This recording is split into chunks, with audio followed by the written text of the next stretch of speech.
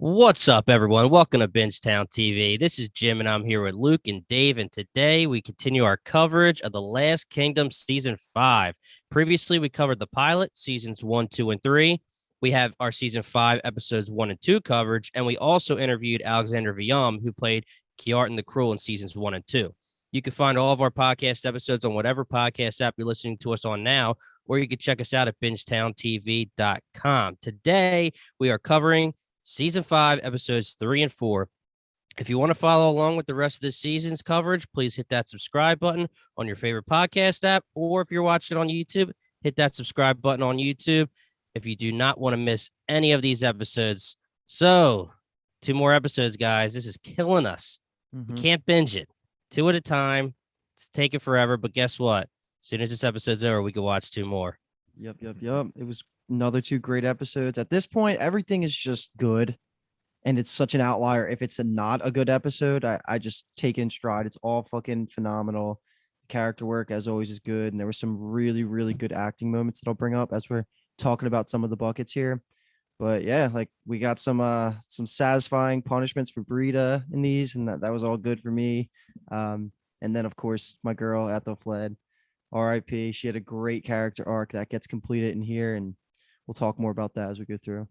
Yeah, and just letting everyone know, sorry if I sound a little sickly right now. I'm nursing a hangover and it's not going so well, but we'll Had too survive. much ale last night. Yeah, a little too much ale, but yeah, these episodes were incredible. Like Luke said, there's really never a bad episode anymore with Last Kingdom. I don't even know if we've ever had a bad episode with Last Kingdom. Like Luke said, love the Brita hate that we're getting here. We got her getting some punishments. Of course, rest in peace to Ethelfled. Loved her as a character. So upset to see her character arc come to a close, but that does open up the door for a lot more politics, which of course Luke is such a big fan of. It'll be interesting to see that. And I just think it's so ironic that me and Jimmy, we're kind of gassing up this little Brita's daughter as possibly like this this character who might have a big role in the whole show, and then eventually she just dies from jumping off a roof. So we'll get there when we get there, but jumping off a crazy roof. My statement. gosh. Yeah, So great crazy. Great episodes. I don't know if this is recency bias or what, but the acting in the show is just some of the best I've ever seen. But man, they're getting me so good, especially James Northcote in the last 2 episodes as Aldhelm. Yes, He is that's who I just would've- killing yeah, it as exactly what I wanted to Aldhelm, bring up. showing his misery and his pain and his grief for Ethelfled. It's unfortunate that, of course, Ethelfled died, but this is where some of these characters can shine in their acting. These characters can shine in acting abilities, and we really see it with Aldhelm, Uhtred, of course, and I'll have to even give the actress for Aylesworth some credit Do too. it. She did Yeah, a very I knew good you were job. gonna do Yeah, had to do it. So the passing of one great character can definitely lead into some higher tier acting, and we get it a lot in these episodes. Yeah. it. I think we should just go right into the buckets, and then that'll lead to some good conversation here because there's a lot that happens. Like if you talk about where we are at the beginning of episode 3 to the end of 4, so much has changed. We have leadership turnover in multiple different regions throughout England, and York is so crazy. Like, well, I think we will end this episode 3 talk with York. I think it's easier to start out in Wessex because this is a little bit of the shorter part of the episode, but it's finally just highlighting. It's really leaning into Ethelhelm pulling all the strings and being the Littlefinger-esque character that he is in Winchester. And we're just seeing some of his plans come to fruition. And we're seeing like him get all of the information about Ethelfled being sick from his man. And he's starting to pull more strings there. And then we get a little bit more about what is this girl's name? They said it one time, the scent girl that Edward's hooking up with now, because she's starting to play. No, they said it once or twice, but I haven't. I call her the girl from Kent. Okay, the girl from Kent. The girl All from right. Kent. Yeah, she played a part. She's starting to play more of a part, and I'm Right. kind of curious of what your guys' initial take on her is, because I think I said in the last podcast when she got introduced, I don't know if I can fully trust her yet. I still think she's a little sketchy, but at the same time, it seems like she does love Edward. I think she's got the trustworthy nod from me, especially how quickly she was giving Edward information too, like during their pillow talking or whatever. She wasn't afraid to hide anything. Like as soon as she overheard Ethelhelm's conversation directly gave the news to Edward. So she has my nod of trust, and I actually like her with Edward. I like to see him happy with a girl he actually likes. Yeah, I mean, for now, I'm taking it to face value that she's all good. You know, she loves Edward. She likes him, whatever. She obviously, probably not saying she has ambition, but she probably is like, oh my God, it's the king. But Mhm. besides that, I do think that she cares for him and he obviously cares for her. So for now, I'm taking it as face value that she doesn't have any underlying ambitions or anything like that. But there's always room in the next 6 episodes for some sketchiness. If she does anything, just know Luke had an eye on her. Luke did have an eye on her the What whole is time, the dude. age difference of the actors that play that girl and Edward? I feel like it's What pretty girl? Oh. I feel like it's I don't pretty know, but it's funny. significant. Like literally talking Like when about they kissed, it was just like he to me he just still seems like he's 20, and she kind of looks like she's a little on the older side. So I just think it's funny. What, the beard isn't doing it for you? You No, can't it did grow on me these past couple episodes, but it looks still, more real in the yeah. last 2 episodes. It's probably real, but yeah, I mean, we haven't talked about it at all, and it doesn't need to be talked about, but it is hilarious when we talk about age differences. Like literally, Aelswith and Ethelfled are only like 2 years apart in real life, and Aelswith's the mom. Like, That's crazy. So I think one's my age, 31 ish, and one's like 28 or 29. You So look good, Jim. You look good. thanks, bro. Appreciate it. But I'm laying back on the ale, unlike our boy Finn in these 2 episodes, doing it big. like all of the politics that are going on here with Edward kind of play out more in the next episode. So I don't think we have to talk too much about it here. No. But there is some good stuff that I liked that happened with the religious parts with the Queen. Yeah. There was just a one quick throwaway line that I absolutely loved because it's just, I like the world building, and they talk about Scotland and they talk about the Holy Isle, and Edward is showing some maturity here and some good kingliness, saying, like, you did not think this through at all. King Constantine, who's King Constantine of Scotland, who wants the Holy Isle as his territory, might see us doing this as us taking claim. And Provocation, yeah. Exactly. So just that little piece of dialogue in the background shows that Edward's still growing and he actually knows his shit. And then the Queen, why not kick her while she's down? Because I feel like she sucks. Edward's just a good character, man. I really am enjoying him. We'll get to it when we get to it in episode 4, because I'm interested to hear your guys' takes on his actions there. But by episode 3, he's still definitely a very good character. Mm-hmm. Yeah, so I kind of want to talk about Ethelhelm here. We'll talk more about him, I guess, in episode 4 as well. But Ethelhelm, he's Littlefinger-esque, but he's like Littlefinger super light. Mm-hmm. Like Littlefinger actually had so much happen in the background that he was successful in before he got caught. And Ethelhelm is just getting caught. And I was waiting forever to figure out what the hell Edward was going to do once he knew of the plans, because he's told of the plans by his mistress, and I thought he was going to just like go right at Ethelhelm and be like, bro, you're a traitor, and we'll talk about that in a little bit later. But I actually did not see coming that Ethelhelm was going to want to put his son or his grandson, the Queen and the King's son, as the new King of Mercia when he got that news, because we were wondering in the last episode what he would do with that information. And none of us theorized that, which probably we should have, but we didn't really think about the fact that he's technically related to Ethelfled / Aelswith, which would make him Mercian in however much you want to say. But, he's technically Mercian, so he could be the heir.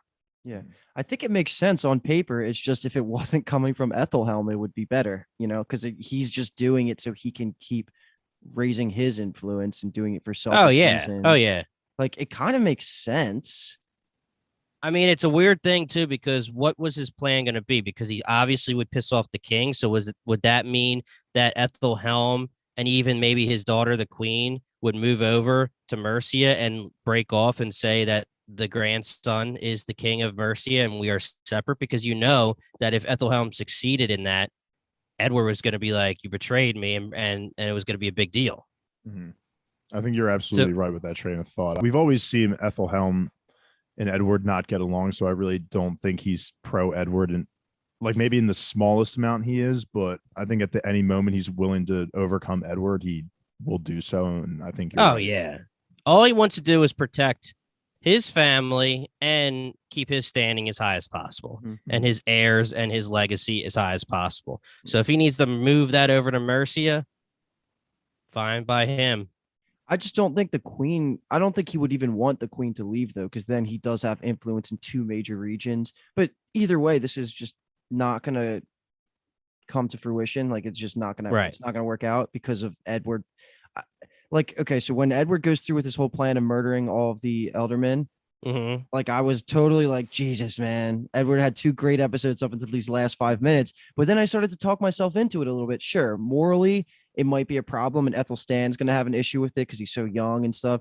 But like, it kind of makes sense because he thwarted Ethelhelm, and that's why he was so pissed. Because like, why would he even care about the Wynton and Mercia? But it was only because they were bribed to make his decision for like to put his grandson onto the throne. So that's why he was pissed. So I like that Edward's staying one step ahead, not really just blatantly going out and just, you're in prison. I like him just kind of scheming back a little bit. Shows his politic skills. Okay, so you've already talked about it a little bit. Jimmy, I want to get your perspective. Well, let me pause you here. Should we continue this talk now, or should we wait till later? Because I don't think it's going to be a debate, because I agree with you, Luke, but do we want to save it for later, or should we just knock it out now?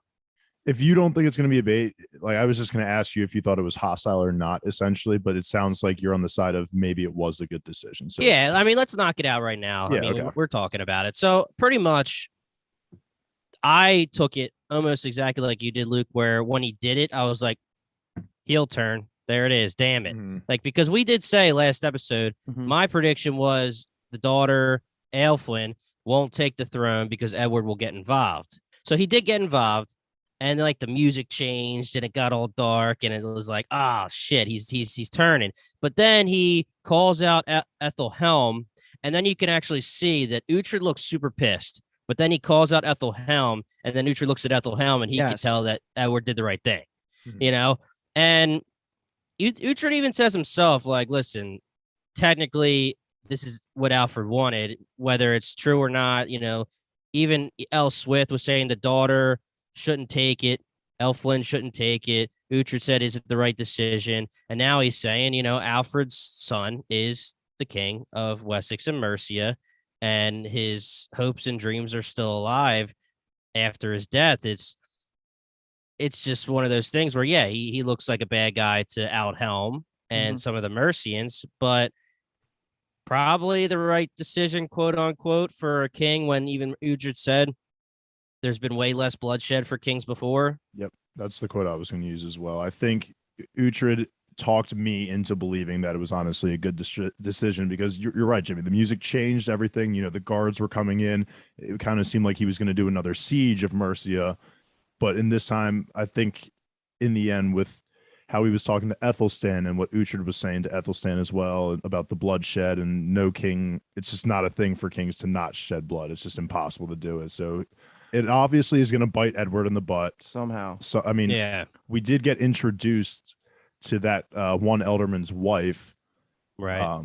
And he's the same Elderman who had the son last season that was being a sketch bag and wanted the son to take the throne, and then the son, Edward, brought the son to Wessex. Okay, but he seemed to make a change of heart, because Uhtred admitted or talked to Ethelflaed and was like, "Oh, that guy, didn't he used to not like you?" And she's like, "Things changed over these years, and he, is now a respected person in my court," kind of thing. More respect on Ethelflaed's name, man. That time skip, besides the sickness, she just got shit done, basically. She reinvented the idea of like a female leader, and Mercia was just so peaceful. Like, all of this is just, it's crazy, because I agree with Edward's decision. I don't think Ethel, is it an Ethel or Aelfwyn? Aelfwyn. It's not Ethelflyn. It's Aelfwyn. I think she should be happy. Like, she wasn't ready for it. Like, I think she was too young. She knows nothing, has no real experience. This seems like a win all around. And because it's so easy is the reason I'm feeling weird about it. Like, because it's TV, like, they're going to make something dramatic happen here. And I don't know, for me, sometimes the easy decision just looks like it's the right one. And that's what I think Edward was correct here. It does feel weird with the whole background production team making him seem evil.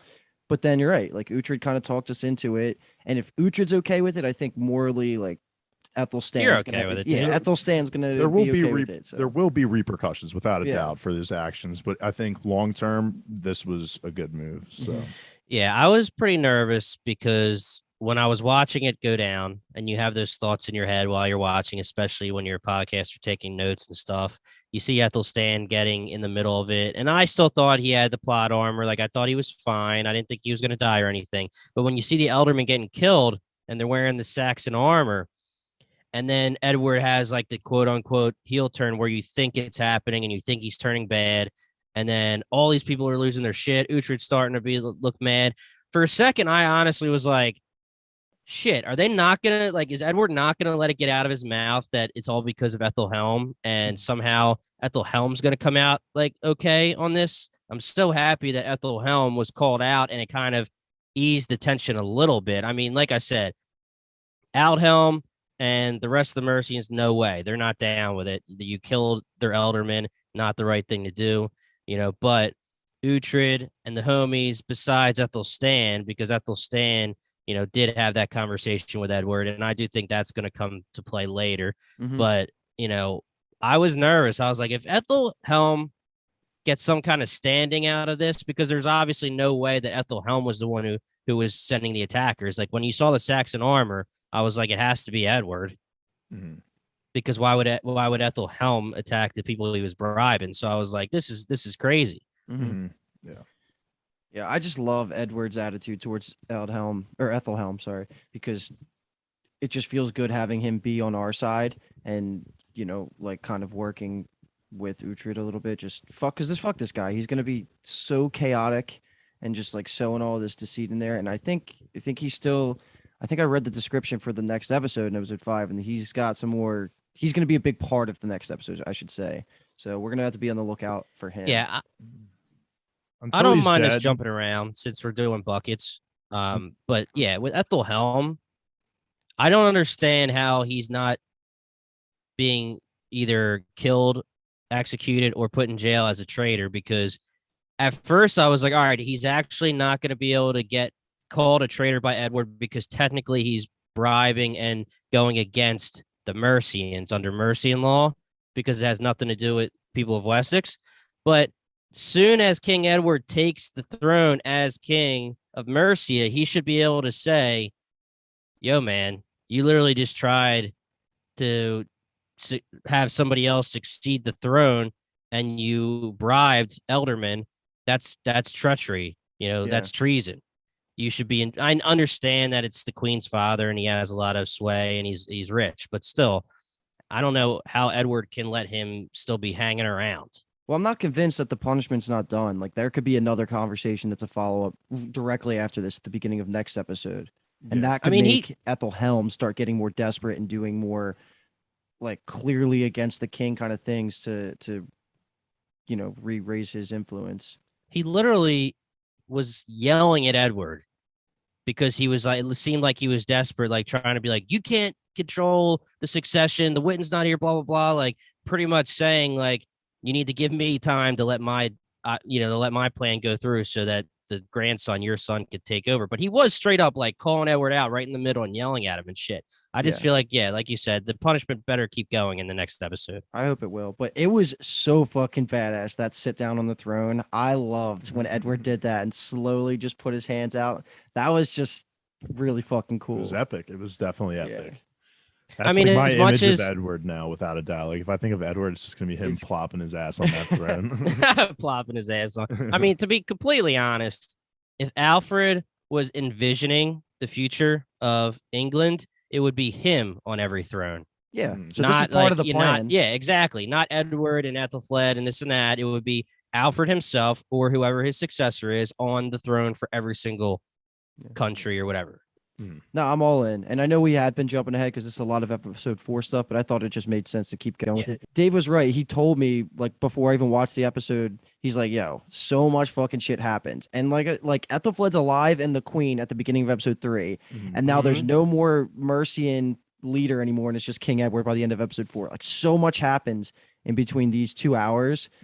And Yeah. I mean, this is the final season. I'm here for it. We got to start making it where England's starting to pop up as one united nation. And I think that's what we're going to get to by the end. But this was a good, like, check the box. We have to do this eventually. And Right. I think it was great for Edward. And I have a feeling B. Toms is going to, when he comes back for next podcast, he's going to really freaking be praising Edward. I think he's going to. huge I Edward think he's guy. going to appreciate what he did. Yeah. Maybe not appreciate is the right word, but understand his decision. Definitely. Yeah.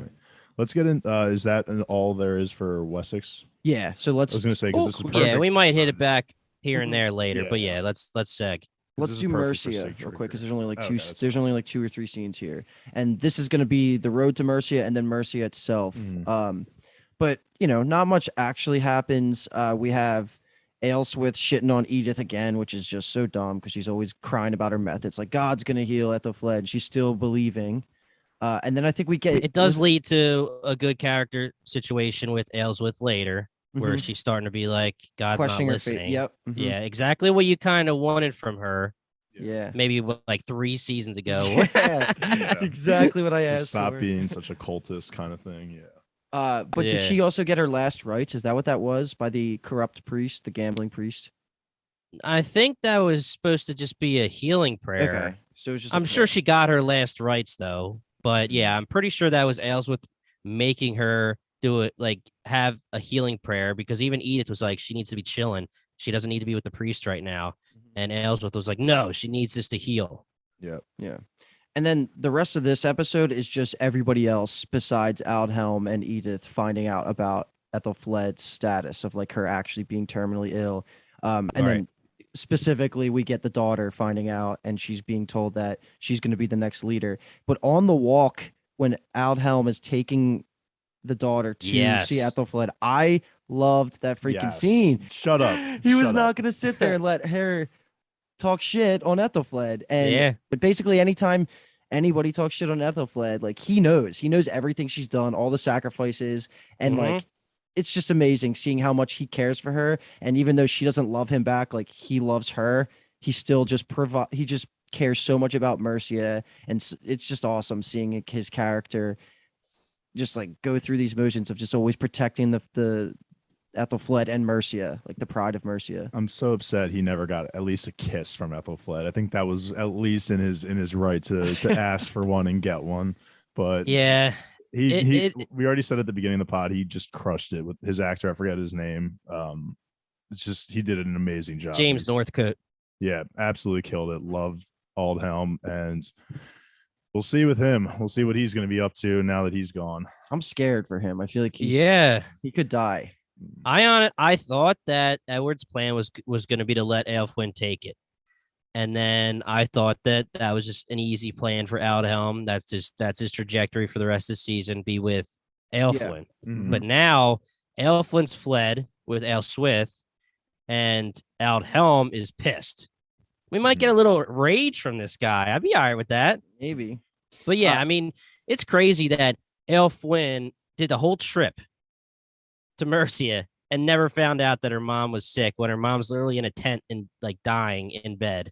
I was so And, happy. she was probably looking for the boys on the trip, she was, but she was. yeah, but then, the conversation, Aldhelm should have freaked out as much as he wanted to freak out, because he's got the worst situation ever, man. He loves Ethelfled more than anything. He loves Mercia. He's stuck by someone's side. I mean, to him, not stuck, but he's by someone's side that he loves, that he knows he can never be with. And then she's dying and it's killing him. And he knows that the daughter is talking shit and doesn't know that she's dying. I mean, it was a great put you in your place scene. And it led to a great conversation when they actually get to Ethelfled's room, because after Ethelfled talks with Aelfwine about all of her new responsibilities and take the idea of her taking the throne next, they leave. Her and Aelswith leave to go pray or something. And that's when Ethelfled looks at Aldhelm and says, no one has served Mercia more faithfully. I'm just like, don't you fucking forget it. Like, he deserves everything, man. He is. And when things are going this well for a character in the show and it's not Uhtred, sometimes, man, they get a little stabby. Yeah. I mean, Like- he's survived some stabby, but yeah, that's true. I forgot I about don't that know. when Ethelred just walks up and pokes him. Yeah. That was bullshit. yeah, that was Glad he at bullshit. least survived it though. But I will say I like the growth here for Aile Flynn. Makes me see her as potentially a competent leader one day. Because even prior to that scene, you know, she was of course like doing flirting with boys, and a great moment of maturity for her to finally understand that Ethelfled was in the same position as her. Like she necessarily didn't want the throne, but she knew that it was going to be best for the people. And sometimes you just got to put the people before yourself, especially if you're of royal blood. And I think Aile Flynn finally sees that. So she has potential as to be a good ruler if she ever gets put in that position.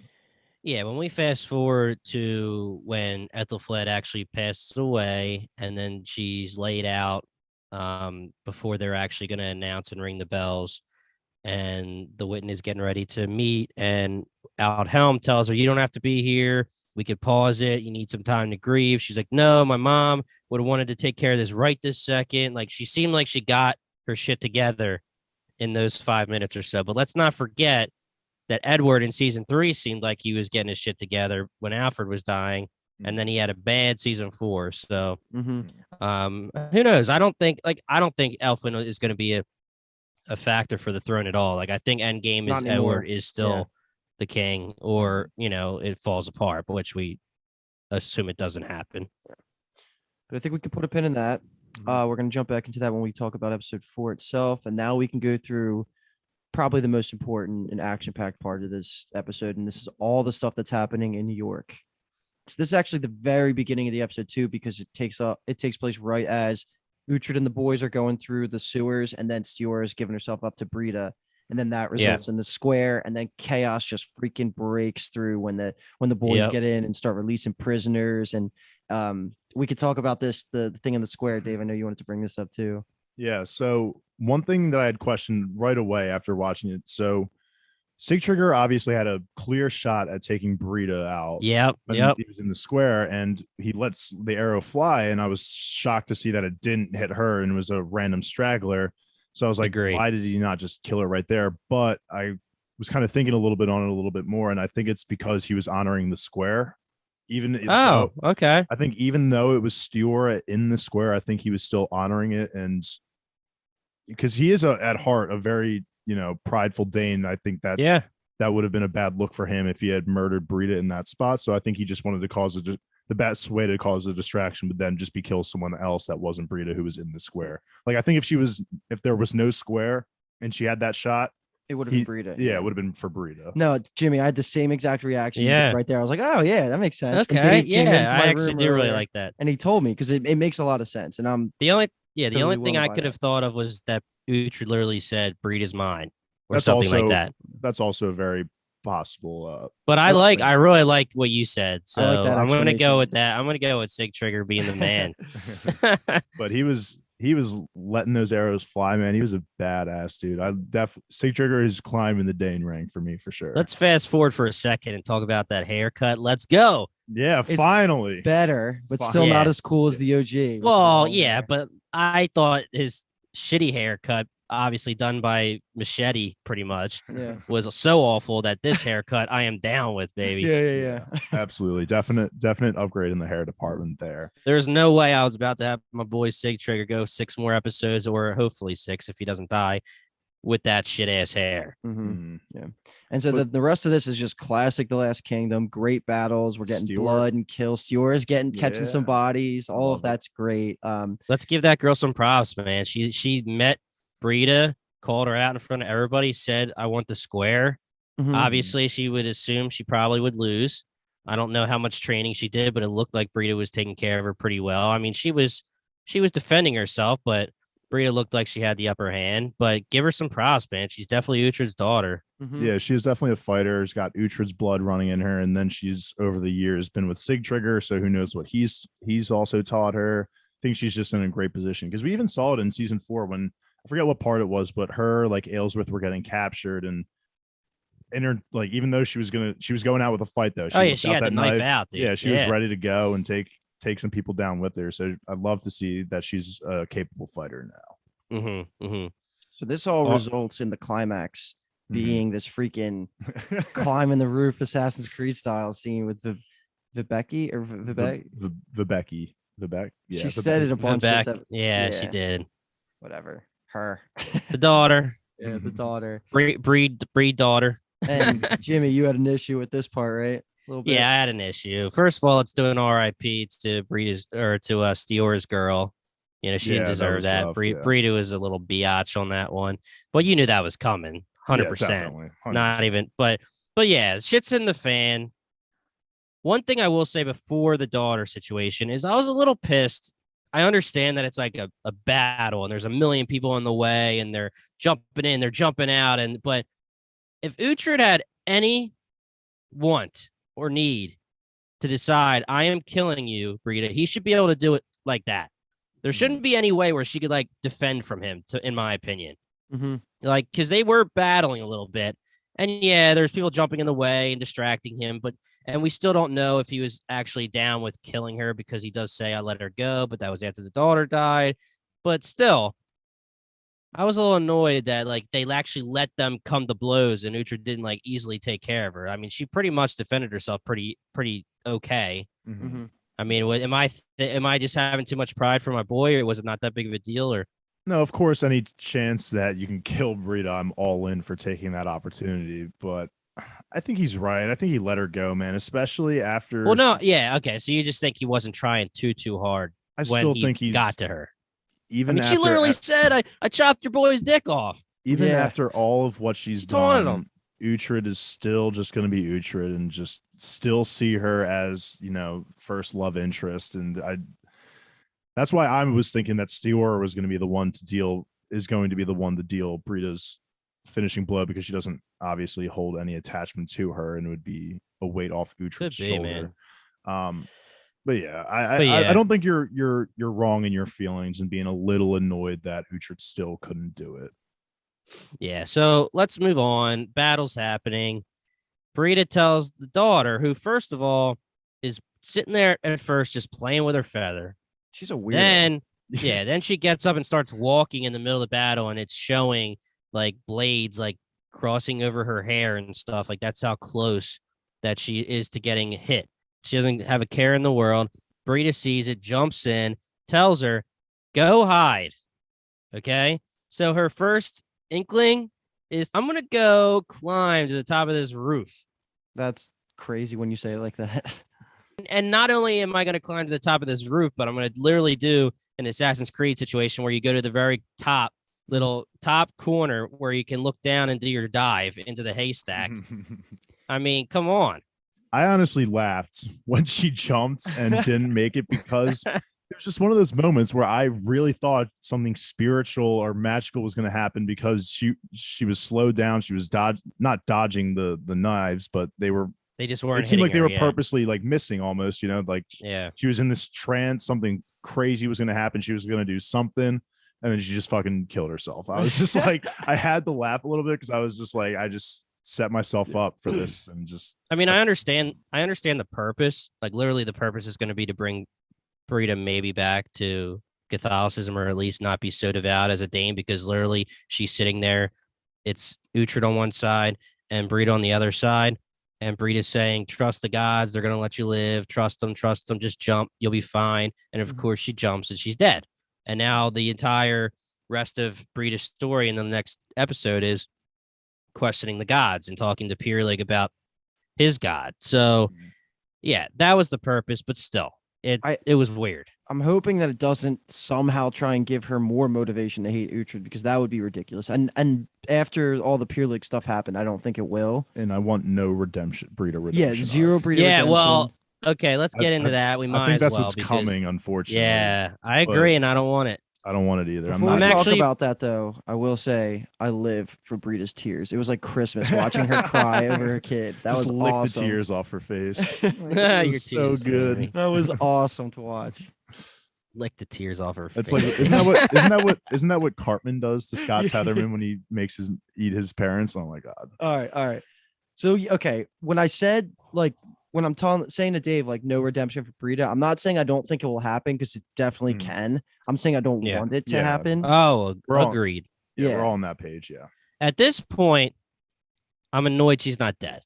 Yes. I think she should have died by episode 4. We talk about the big thing, and obviously the big thing is Ethelflaed dying and Edward taking the throne. That's a big thing. Us always saying that episode 4-ish, 5-ish is a big climax for the season, a mid-season climax. So that is it. But I'm not here for Britta's redemption, and I don't see any other path because why have this path that she's going on with Pierlig unless there's redemption? Yeah, exactly. I mean, just let her, if you're going to keep her alive and not kill her yet, let her get away, and then Uhtred get to her later. And then just have them face each other.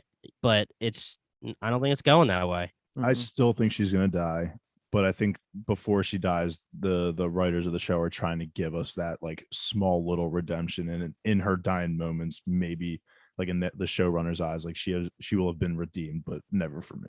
And it does kind of serve the purpose of the show as a powerful theme of having Britta question her whole faith, just like Aelswith's doing, but from the opposite side, where Aelswith's moving away from Christianity, and if Britta moves towards it, that would be like a huge main character mindset switch that we really haven't seen too much in the show, switching religions like that. And to just have it paralleled with Aelswith makes it even better because like they're both going opposite way. So I kind of like that when I think about it like that, but it's Britta's and I hate her. So I was just gonna say that too, Luke, that besides Guthrum from season 1, right? Yeah, she will have been. She's the first Dane. We'll hopefully get in depth with it more, but the first Dane we've seen that's like questioning the gods. Like most of them are just like for the gods, ready to die, Valhalla, let's go. But her and Guthrum are the same now. And I guess the other thing about her pain, I don't know if this counts, if the daughter's a warrior or not. Like she obviously didn't die with a weapon in her hand. So does that mean no Valhalla? Is that kind of what she was screaming about part of the episode where she's like, she's alone and stuff? I was getting those vibes too. But I can't obviously say for sure. I thought it was the Valhalla thing because I immediately when the child died, I was looking to see if she was holding anything. Yeah, and she didn't. So, like, what happens in their culture if like a infant baby's sick? Do they just throw a freaking knife in their hand and be like, "All right, bro"? Like, I have a feeling it's only for warriors. I think it's only for warriors. Yeah. Okay. It's the warrior's death. I'm pretty sure it's only for warriors. Like, it's not like Uhtred was like, my son who died from the sickness from season 1 or whatever, he wasn't freaking out saying like my son's not in Valhalla or something, I think it's mainly just for the warriors. Okay. But real quick, since you said his name, I was so upset to see Father Pierlig being tortured, of course, by one of my least favorite characters in the show. I really wanted Pierlig to do some damage, but he just was getting tortured, man. I hated to see it, but it's good to see him at least walking. He's a badass with Britta through this redemption, this quote unquote redemption arc for her, because he's a beast. I love him. Yeah, makes me feel like he's safe now, though. I think so for the time being. Yeah, I think he's safe too. I was worried he was actually Britta was just gonna kill him. Me too. I think he's safe until at least episode 5. Like I know he's safe for the first 4 episodes, probably. Good. We got the Deadpool going. Yeah, right. But all right, let's clean up one of the last things couple things that happened here in York for this episode, because we do have the reappearance of Sigbro. Obviously, we have to deal with him, and to see how Sigtrigger was going to deal with him is something I was very excited for, because I didn't know, like, he's already tried being merciful and open-armed him when he came originally, and then he kind of got bit in the ass by doing that. And I wanted to see like what like this internal conflict, if he would just lean full back into the brutal Dane side, just murder him, or show his actual mature growth as being someone that can again give him a trial. And I like that he did do the whole trial thing, because that led into a pretty epic moment too. Steor didn't want it though. Yeah. But yeah, I mean, Steor thought he was being too merciful to even give him a trial. Or I think she was okay with the trial as long as it meant Sigbro would die, but he didn't. It's not looking that way. Yeah. I don't know where he's gonna go, but I feel like there's no way he's like good now. Sigbro or Sigtrigger? Sigbro. Like I think now that Sigbro is safe, like he's not gonna be good, right? How can you be Sigtrigger and love Steora and have Sigbro openly talk shit on Steora? Now let him live, and obviously Sigbro knows that Steora wanted to kill him. Like Sigtrigger should think that Steora is in trouble, or in danger. It seems like he has a blind spot for his brother, and that's realistic. It's his family, Yeah. but I really hope it doesn't result in his death. Yeah. Yeah. Yeah, me neither. I'm not a fan of Sigbro, but Sig Trigger definitely needs to stay alive. And I'm curious to see too, is after the events of the battle at York, his little conversation with Uhtred I really liked. Yeah. He was questioning the Saxons. He's like, I don't know why I ever let them try and take control of me. They obviously weren't there for me. I just really hope he gets a little bit more of the details of why they didn't come to help him, like the Ethelfled being sick, and maybe he lightens his hate for the Saxons up just a little bit. And even Stiora, because following that scene, Uhtred goes to Stiora, and Stiora says he has a lot of respect for you, and that kind of gave me chills. I was like, love that Sig Trigger can still respect Uhtred and see him as a brother, whatever it is, Stepfather. Yeah, That was a really good moment for Stiora, showing how she is totally Uhtred's kid, because she says the same thing to Uhtred, like about leaving and going to Mercia, that Uhtred just said to Sig Trigger, like says this not my place. Like, it's kind of funny how much Stiora's like Uhtred, but then Uhtred Jr.'s not. Yeah. Cockless. Cockless. Yeah, but I mean, the conversation should make us worried a little bit, depending on what happened. Yeah, like Dave, like you said, I don't know if the Mercia explanation's enough. Like, I don't think Sig Trigger will be okay unless he somehow finds out that Ethelhelm was the one that was plotting behind Edward's back. Because even if Edward doesn't even know this yet, but even if Edward has a direct conversation with Sig Trigger and goes, "Yo, man, I sent them. I don't know what happened," Sig Trigger will just be like, he's lying. He's a liar. I don't care what you say, Edward. They didn't show up. I heard they're not coming. It's your fault. And I know that, and we know that Bebenberg is the future of the season. But I'm wondering if we should be worried that Sig Trigger is going to break off and we're going to have some kind of quick thing between Edward's two kingdoms and now the third kingdom, that if Sig Trigger rebels or even acts a little bit like he's not going to be on Edward's side, Edward could just be like, "Sorry, bro," and take it over. And I think, like, thinking about it, he kind of has to eventually, if it's going to be Alfred's dream. And damn, I hate that realization. I would almost rather Sig Trigger get murdered and then they take it than Sig Trigger betray Edward. Right. Yeah, me and too. We'll see. I mean, fuck. There's no happy ending here for Sig Trigger, is there? I'm going to predict that, like, we get 3-ish more episodes of, like, kind of this perspective of maybe York, Efferwich, Wessex kind of thing, and then the final 2 or 3 being about Bebenberg. Yeah. The obvious thing here is Edward's just checking the boxes now. Yeah. He's got it. Like, there was no way in hell he was ever going to be able to say, "Yo, Ethelfled, I'm gonna kill you, and I'm gonna take Mercia."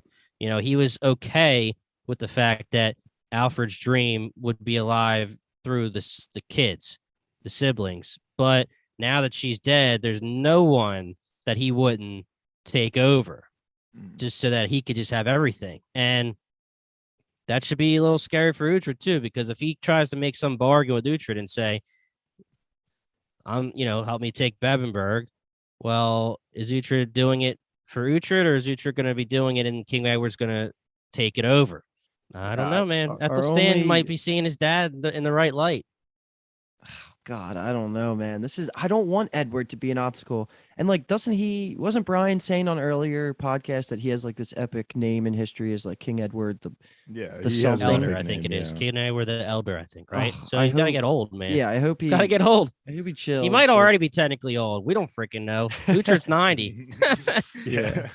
But okay, so another thing that happens here is finally Finan tells Uhtred the news about Ethelfled here in York. Yeah. And this to me was like a masterful acting scene, especially from Uhtred's actor. I had full body chills this whole scene. Just the weight behind of this news to him and what it meant to him, especially after you see the interaction with Ethelfled he has in the next episode, how he pretty much like, this is his girl now. Like, since Casella's been gone, like, this is like the love of his life now. He dreams about her, and just watching him like slowly break down. And then one of me and Dave's favorite part, we both kind of agreed here, was I was praying he didn't lash out at Finnan too, just for like saying some. Oh just, my gosh. You know, like come on, bro. And Uhtred continues to surprise and show the maturity. Like he did not blame Finnan at all. He As understood. soon as he said, yeah. and you didn't tell me, I literally was like, "Don't do it, man! Yes, Don't you yeah. dare yell at Finnan!" And then Yes. Finnan gave his explanation, and he was like, "Yeah, you know what? I love you, man." Love it. So glad that didn't happen, because season 1 Uhtred definitely would have lashed out and been like, "You're not my fucking boy anymore." But and especially when Finnan, emphasizes like, dude, if you had come in here knowing that information and like doing all this, like you would have been slowed down. And I think that was the line that Uhtred was like, okay, you're right, Yeah. So 90-year-old Uhtred is wise, dude. He's Uhtred the He's wise. super wise. Yeah. But this results in like them having to sprint to Mercia so he can have these last minutes with Ethelflaed. And I was just thinking about like after you see the shot of Uhtred and the boys leaving York in their horses and like just leaving, I was just thinking like this just fucking epic band of people just go to different locations, fuck shit up, and then just leave. And, like, they just roll change out. the world. Like they're just so freaking cool. It's like a fantasy epic. Like you're just like they're going around just doing making all these crazy ripple effects just because they're badasses and they get shit done. I can't tell you how many like times I have like anxiety attacks because like anytime they're in battle, I'm just like, Finnan needs to fucking stay alive. Finnan, dive. Yeah. And I was again in episode 4, I was worried because Finnan was wasted, and then I see these like guards coming, and I'm like, oh my god, Finnan's gonna fucking die. He's Finnan's like, it's the L. I'm just like, please, like anytime danger is around Finnan, Citric, all that, I'm just like, don't kill them. I'm like, we've had enough of the boys dying. This should be the forever squad. Yeah. Now. I have a bad feeling that it's just the start of us being upset about deaths, man. I know. I've seen like people tweet about the ending of like season 5 of Last Kingdom. I'm just like, God, something is. But you're not seeing any spoilers. You're just. I haven't seen any spoilers. I just have seen people like saying, "Wow, like Last Kingdom blew me away." Like nothing but positivity. So 8 hours left of screen time, boys. We just need Finnan and Citric to survive 8 more freaking hours, and that includes the movie. That includes the movie. Yeah. Well, Citric is a badass. They're all badasses. The scene where Ethelstan is like, there's some guards out there, and he's trying to wake them up, and none of them seem to be waking up, and then Citric turns the corner, and Ethelstan doesn't know, and he puts the blade. He's like, "Watch where you're pointing that thing, bro." And they're such badasses. But the entire battle scene, it's just so cool to see. You're watching Osferth, Citric, Finnan all kicking ass. Fiora. Seeing Osferth kick ass, like my gosh. Yeah. Actually, after how he started. Yeah, me and Luke I just poked in to see where he was at, and we watched that part together, and we just looked at each other like, Osford getting those kill counts up, baby. Love to see it, Osford literally goes from poking dudes that are already dead to so being great. such a badass baby monk. Never would have thought I would have had the attachment I do to Osford as I do right now, based on that initial introduction. That was so funny when he just pokes the dead guy. Oh, yep. God. But we'll pick up back with that group because they're now moving to Mercia. So in episode 4, they'll be in the Mercia bucket. But the last thing that happens in this episode is the last scene with the actual trial of Sigbro. And it was just like a cool another Viking tradition about like the 9 steps for the 9 nights that Odin hung. Yeah. That was I did really not cool. expect him to have to go into the water to get the thing. I thought they were just gonna hand them the bar and say walk. The water thing is way worse than the bar. Oh that my makes it God, worse your because wrists would be all fucked up. Yeah. I was so surprised he was even able to drop the bar, because when you think about it, like, Oh yeah, it your sticks hands are- to you. yeah, with the boiling water, your skin is already now kind of like, not just burning, but it's also wet. So, it's just melting to the bar. And I was just even surprised he was capable of dropping. I thought it was just going to be stuck to him forever. That was so cool. Yeah, it was a really badass interesting. scene. It's interesting to think about what Sigtrigger actually wanted, because once he gets to like step 6, he falters, and Sigtrigger looks at Stior like he's worried. And then when he makes it, I can't tell if he was happy or sad that he made it, because then I guess he knows that the next part is your hands are destroyed and you have to live for 3 nights before we let you go. I don't know. I didn't know which way. I don't know if he wanted the mercy part of it where he could just let him falter and then take his head, or if he actually wanted him to deal with all that to live. I don't.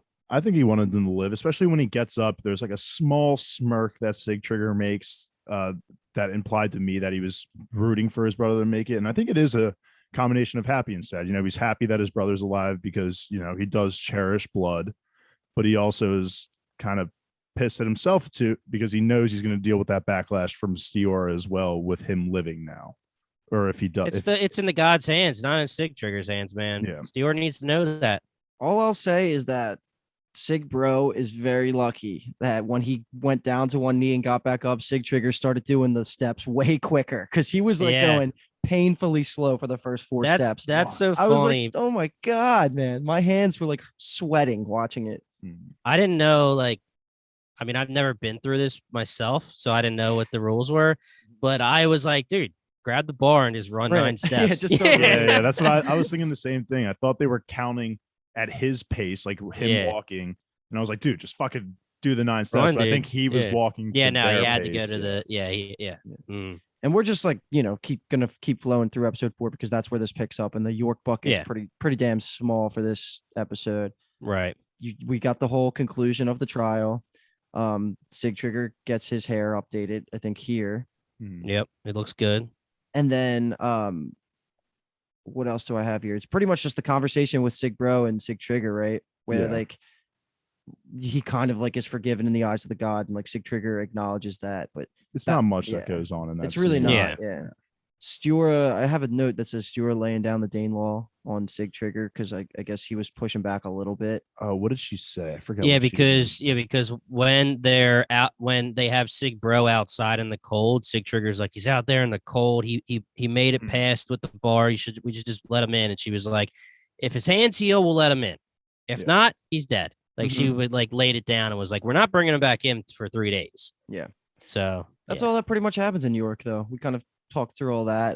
It just comes down to what the heck we think Sigbro's future is, and if he's actually going to matter enough, or maybe he's going to be like Ethel Helm and be just like a chaos in Sigtrigger's ear and help push Sigtrigger towards flipping on Edward. But I don't know. I really don't. He does say he does spit the poison that Stior is not a real Dane. Yeah, and I feel like he can't be alive without a reason, because why not just let that thing kill him? Yeah. So I'm just I agree with you. I'm wondering if it's just he's alive and it's going to be little things, or if he's actually going to have a big part of Sigtrigger's story in the next however many episodes. Yeah. If he does, that's not a good thing, because that means it's going to probably be the turn for Sigtrigger if Sigbro is a part of it big time. Yeah. Okay, so let's finish strong here by quickly going over some of our other plot buckets, because we have 1 or 2 quick scenes in Wessex and then 1 or 2 quick scenes with Brita. And we don't have to talk about the Brita things too much because I know we did talk about Pierlig a lot here. But Wessex, my only note is, who cares about the Queen? I agree. There wasn't much for me to talk about. I mean, Aelflin is clearly, or not Aelflin, sorry, whoever Edward's wife is, afraid the Queen. The I don't Queen, even know. Yeah, the Queen. Yeah. She's just clearly just not happy with her life with Edward, which she put onto herself. So you got this coming. Mm-hmm. Yeah, I didn't really have many notes besides if she leaves, I'm fine with it. I don't have much to say either. I mean, she's stupid because she has been the queen for at least 8 years, because we know the 8 years have passed, so probably 10-ish. And she, first of all, should have known in the first place that would be a problem, just like Edward said to her with her plans. But now it looks like she's going to do it anyway. Because the religious lady told her, don't tell anybody and do it anyway. And we know that's going to make shit hit the fan for Wessex. So, yeah, I mean, she's just she's hard to explain, because they really antagonized her or made her an antagonist in the early seasons, where she was actively going against Aelswith, which is that really antagonistic to us, but she was joining Ethelhelm in the whole, all I care about is my son eventually taking the throne, and all I care about is the power. And this season kind of is painting her in the light of just, I'm upset because Edward is straying. But I think at this point, we're supposed to just assume that all the bad shit between them is already past. And now they're just in the point where it's like, Edward just screw it, I'm doing my own thing. And she's just upset. You know, so I don't think we're supposed to be feeling bad for her, right? I don't know. I think I it don't- just could lead to that comment that I made earlier about the whole Scotland tension. Yeah, That yeah. could She's doing it happen. anyway. She's dumb. Yeah. Like she's been the queen for 10 years. She should know politics. She should know that even her dad, Ethelhelm, has said during this episode, even when he's annoyed that Edward is openly with the mistress, and there's been many before that apparently, he's still yelling at her, saying, "Don't antagonize him right now.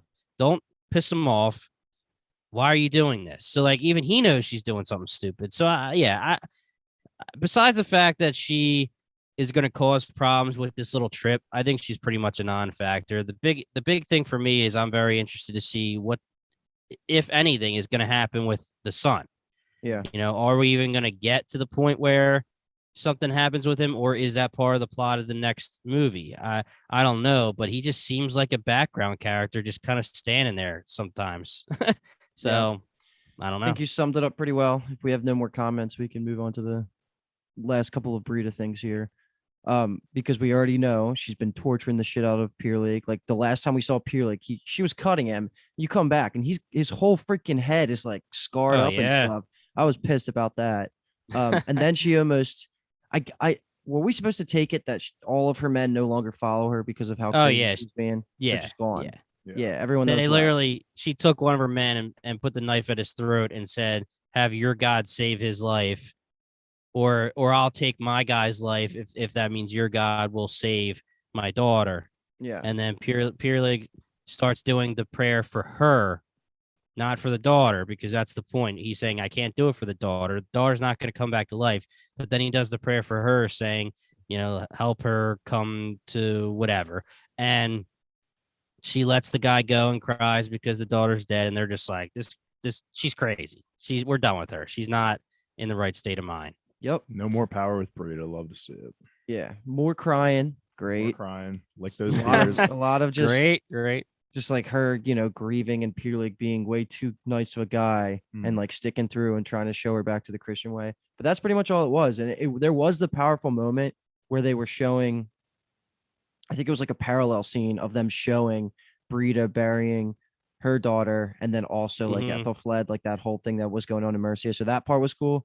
And then we'll talk our way through Mercia, pick up anything we haven't gone through now. But that's pretty much all I had for the Brita stuff. We talked about what our predictions were and like how we think she's probably gonna freaking get redemption, even though she doesn't deserve it. But anything else you guys want to add? Nothing from me.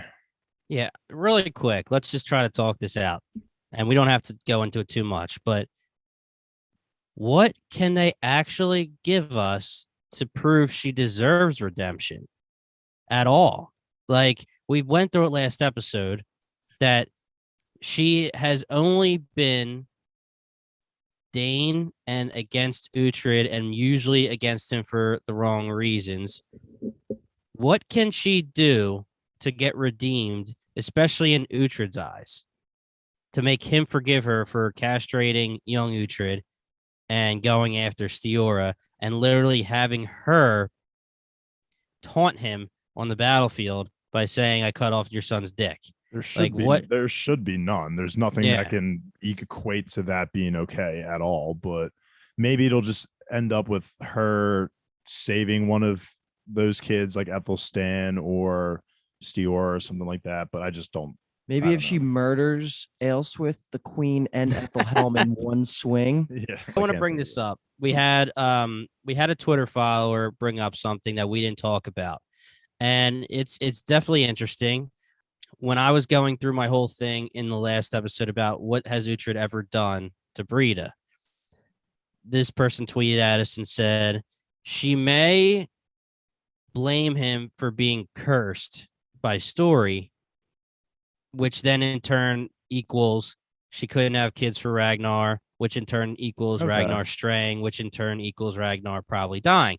Now, I tweeted back, and I could see that definitely, but I think the thing we should merit more here is maybe her redemption arc can be talking to Uhtred about how she's always felt alone, because she keeps talking about this alone thing this episode, and how, you know, she was with Uhtred and then he seemed to be betraying her to want to be with the Saxons and not go back with her and Ragnar. And it always seems like she was being betrayed. And even Ragnar, when she couldn't have kids, was straying. And even though she said, "Oh, it's okay, it's for him to have an heir," she felt alone because he wasn't with her. And then obviously Canute went against her and killed Ragnar. And then now she has a daughter, and the daughter, whatever. I don't think it's still forgivable, but I think there's something there that she might try to pull that with Uhtred if this redemption arc comes.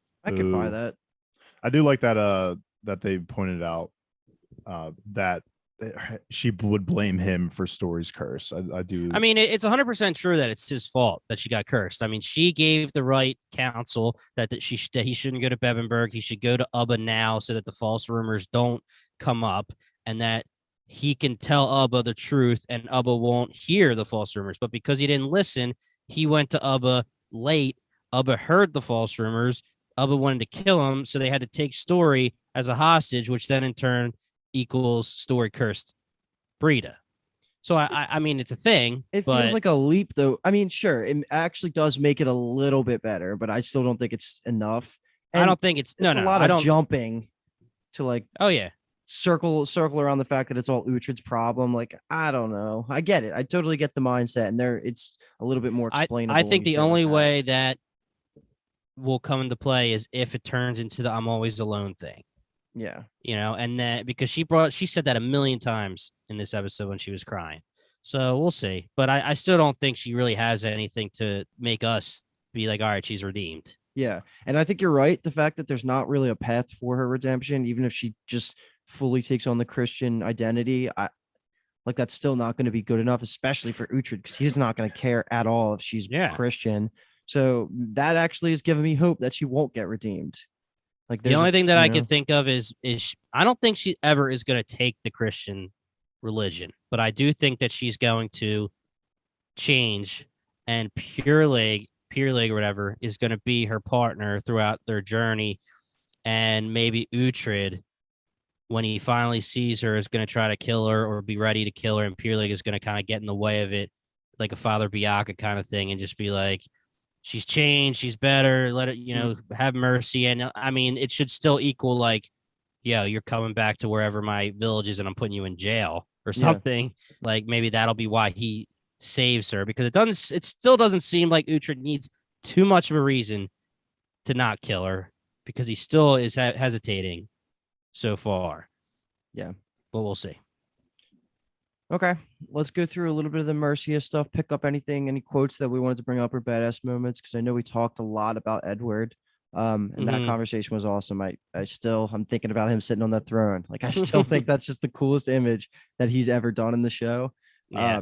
But I will bring this up because, I'm usually a very critical analyst when it comes to shows like this, and The Last Kingdom is usually pretty damn good all around, but this was the first time I picked up on it. Felt like Game of Thrones later season jetpacking a tiny bit. I was gonna say that too, because like I don't know what the distance is or how long it would realistically take during this time period for Uhtred, for not only for Uhtred to get from York to Mercia, but also Edward just jumped right from Winchester to Mercia as well. And I don't know if there was implied time skippage, but it doesn't seem like there was that much wiggle room, because as soon as Uhtred gets there, the time was all contained based on Ethelfled, the conversations he could have with Ethelfled. Felt like Ethelfled died within a day or two of Uhtred getting there. Yeah. And I don't think there's that much wiggle room there, but also like Edward had those conversations in Wessex and then was there like the next moment. And that doesn't have to happen at the same exact point in time. So that's how it could be explainable. But I felt like this was the first time through 5 seasons where I was like, felt like everybody was getting to places conveniently too quickly. To me, it never felt like they had ever emphasized those travels anyway. I still think it's been consistent in the way they've been traveling personally. Like maybe a little bit. Yes, I agree that it was kind of like teleporting, but I think it was fine for the show, what we've seen. I think the biggest one was actually Ethelhelm's messenger. I think he was popping back and forth too quickly with the jetpacking. I did notice that too, Luke, especially with the messenger when he's just like, Ethelhelm's like, you got to get there. Hurry up, get there. And then he's like, all right, I'm back.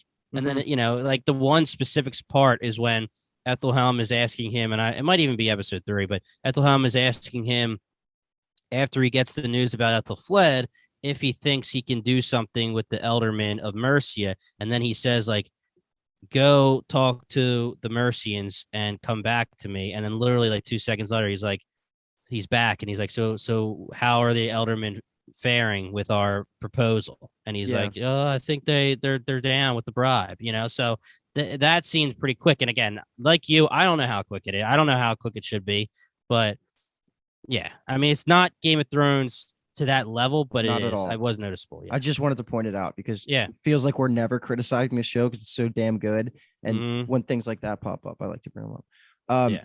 But other than that, like, we did go through a bunch of the main talking points that happened in Mercia here. I thought there was that hilarious line about when Uhtred and Ethelfled are walking out to basically where she's going to die on the cliffside. He makes the line about the secret door. He's like, oh, I could have been humping you through that door. Yeah. She's literally dying, and he says that line. I was like, wow, Yeah. dude. But let's talk about that because that's pretty much that shouldn't get glossed over because this is one of my favorite characters. Just her whole ending, it felt like great closure to me. Like she got to say everything she wanted to. Uhtred got to tell her about like his dreams of being a family and happy with her. Like all of that was amazing. They got a final kiss, and it just was like a great shot for her to die like that. She in her mind set up the succession plans. She's on the cliff with her should have been love her. And Uhtred's badass swords in the ground in the background. I thought that was just like a poetic moment. And what else can I say about Ethelfled? If you've listened to me talk about her at all, I love her and she's just great. And this is a damn near close second to like a perfect character arc under her father Alfred. Yep. I was just thinking that. And now that she's dead, like this, the positives about being dead in shows like this is you can't do anything to fuck up like you can't like the audience's image of you or your character development and your character plot. So I think she pretty much went down as like the second best character arc of the show.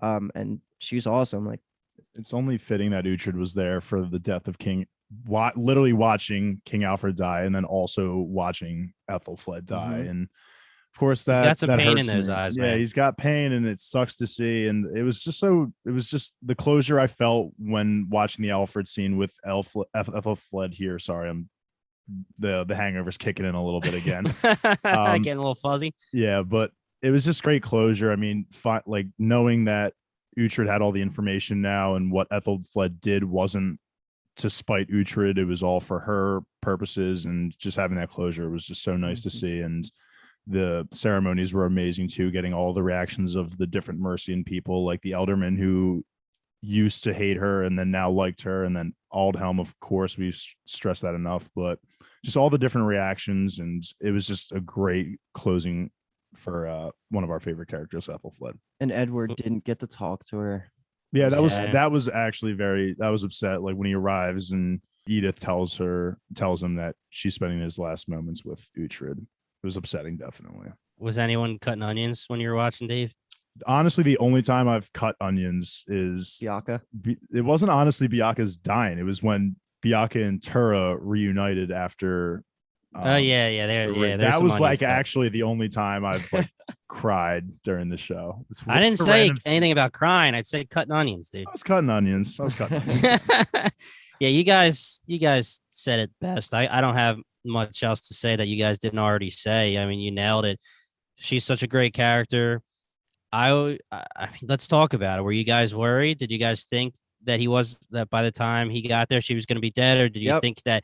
Yeah. I totally thought that there was no way that he was reaching. And that's, I guess, part of the reason I brought up the jetpacking thing was because the illness is what put the time limit on all of this. Yeah. And like, I don't know like how quickly she was deteriorating because she deteriorated pretty damn quickly. I mean, the moment Uhtred got there, she died that night. So and I hate to say it because she's my girl, but like, like they gave her the Alfred sick treatment. Like she was looking sick. That whole thing, I guess, is what you're supposed to in your head imply time skippage, because she was fine when she last saw Uhtred, and that was the point. Uhtred said like she was great. Like, what do you mean she wasn't sick when I talked to her? Because you couldn't tell at all, and then it just like flipped. And I think it was just her waiting. She was the only thing keeping her alive was her waiting for Uhtred. Isn't that what happened with Alfred? Yeah. That's awesome. Good stuff. We love the Uhtred respect here. Really do. Yeah, we love Ethel Fled. R.I.P. man. R.I.P. Yep. Mhm. The most of the other stuff here is all about Edward, which we covered. Stop me if you guys want to bring up anything. We had the parallel scene with the burials between Brita and then Ethel Fled. And then we have that unexpected moment where Elswith is having her crisis of faith, and Uhtred and her have like a freaking like moment. I was like, what the fuck is this? Yeah. He's rubbing that shoulder, man. He's I just did being not a good expect guy, that. respected Uhtred for being it, like to hold his composure against someone who vividly detests him and he maybe not so much likes either. So good for him and being able to hold that up. But just move on. Yeah. Move on. He from feels her pain. Yeah, Yeah, that's really all it yeah. is. Yeah. It'll be interesting to see where her character goes with the whole, you know, I can't hear God thing, and he's not talking to me, and he's killing Alfred, and he's letting Alfred die, and he's letting Ethelflaed die, and he's leaving me here. And she said I'm alone, kind of like Brita, but then she said, "Where's Alflin?" So she's gonna have some kind of plot with the daughter. And I would buy her getting redemption before Brita. Oh hell yeah, dude! Yeah. That's Jimmy's girlfriend. We have that moment between Ethelstan and his father. Like they kind of we get a glimpse into what Ethelstan thinks about Edward. And it's all realistic. Like you wouldn't be super fond of him. Like he kind of ditched you and never saw you again, and he didn't have the most welcoming reunion. But and then also killed 4 Eldermen. So like Yeah, not only did that he abandon you, you fucked also with him, watched him too. kill Eldermen. Like yeah, Yeah, I mean now, Edward says it himself. He's like, I guess you got your morality from Uhtred. Like Mhm. we talked about in the last episode. It's definitely a weird thing because I was saying that I thought that Edward was being the thinking man like his dad and saying that and choosing to give Ethelstan to Uhtred so that he could be ready to take the throne or be the one that connects the kingdoms. You would think that Edward would have kept tabs on him, but they see each other and Edward looks like he did like freaking last season when he first sees the little boy and he's surprised. He's like, Ethelstan, what are you doing here, bro? He does do the Alfred thing so much where he like holds his hands like this, like Alfred always did. And he's standing there and he says, oh, we have stuff to do, but I would like to talk to you later. But he did say like, you have been in my thoughts. And Ethelstan was like, dude, you know where I was this whole 8 years. You don't think you want to see me or anything. And I get it. You're the king, but doesn't seem like Ethelstan has a care in the world for his dad right now. Yeah. He's totally just one of the boys now. Like I think this episode shows that a lot because later or before the Eldermen get murdered and Ethelstan's the one that wakes up and sees all the soldiers running around. I like you brought up the moment when he turns around and he's poking the sword at Citric. But the line I love is that Citric says to him, like, do you think it's an attack? And I know that's like the biggest throwaway line ever, but to me, that puts a lot of like weight on the fact that Citric thinks he respects his opinion. Like, what do you think? What's going on here? Like, and then as soon as he confirms, like, I don't know, but we have to figure some shit out now. Citric immediately goes, all right, I'll go get everybody else. So like he treats Ethelstan as like a man and like part of Uhtred's gang. I think that's important because I don't know if Ethelstan needs to like follow in his father's footsteps. It just seems more likely that he's just going to be he could be the stand-in for Uhtred if Uhtred dies and be the combination of both Saxon and Danes, like we were talking about all last podcast episode. Ethelstan, when Citric says stay here and Ethelstan goes, and then when Citric goes, oh shit, Ethelstan, and Ethelstan's in the middle of the fight, I was like, for a second, I was like, Luke guaranteed Ethelstan won't die. I thought there was a chance too. Yeah, is it gonna happen? But the plot armor thing, I came to my senses. But Ethelstan does have a knack for like fighting dudes and just be like, Uhtred, help me. I mean, wouldn't you though if you had that card in the back pocket? Hell yeah, I'd be calling Uhtred left and right. But yeah, we talked about all the murdering of the Eldermen, and then we talked about the repercussions and Edward making all these decisions.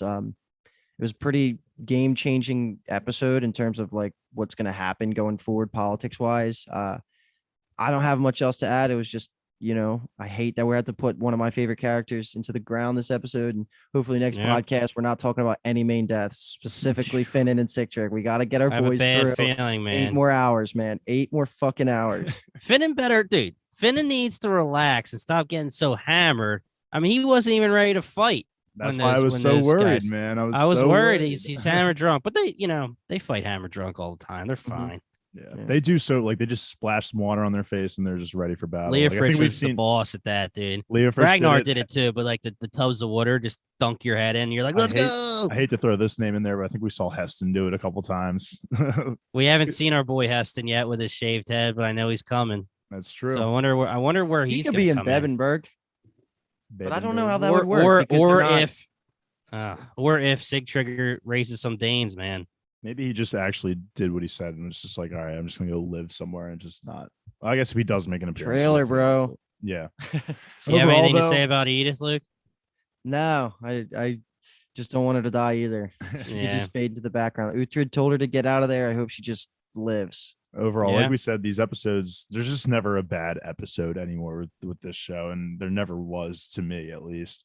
And Ethelflaed dying is huge, but as episode 4 really set the plot going forward, and I'm so fucking hyped to continue on with this journey. I think next time we talk, Ethelhelm will have been completely dealt with.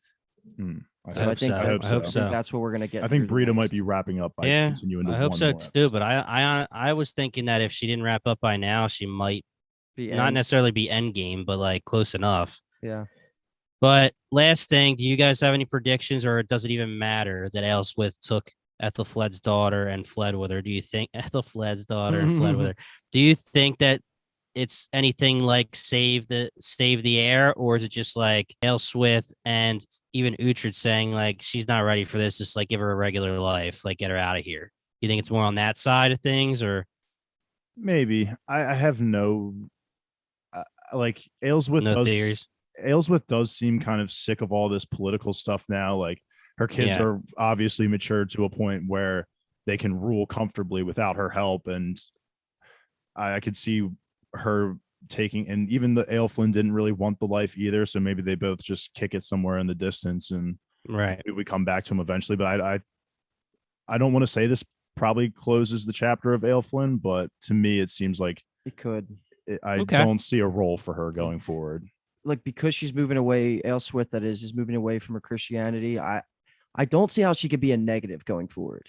And that's like a Well, weird what thing if, for what me if her to and say. Aelflin becomes freaking crazy Danes, dude? Aelswith is this monster Dane with a sword and just sacks Wessex. Praying to Thor every day and stuff. That'd be sweet.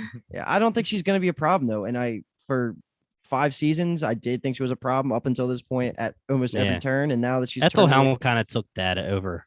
yeah, I think she was always a problem as long as Alfred was alive. And as soon as Alfred died, a little bit in the Edward situation, she was trying to have some influence, but that was when we were all happy she got put in her place. And then after that, Ethelhelm kind of took that position of the problem child and the person, not necessarily the person we hate more. I don't know. We could have a debate on that one, but I think at this point, I don't like Ethelhelm more than I don't like Aelswith. I mean, is that you're am saying I- you am like I- you like Ethelhelm less?